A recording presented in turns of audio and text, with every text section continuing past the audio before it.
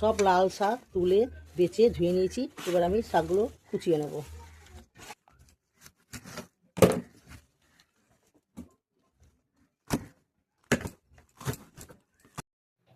শাকগুলো কেটে কুটে সব রেডি করে নিয়েছি, কুচিয়ে নিয়েছি ভালো করে।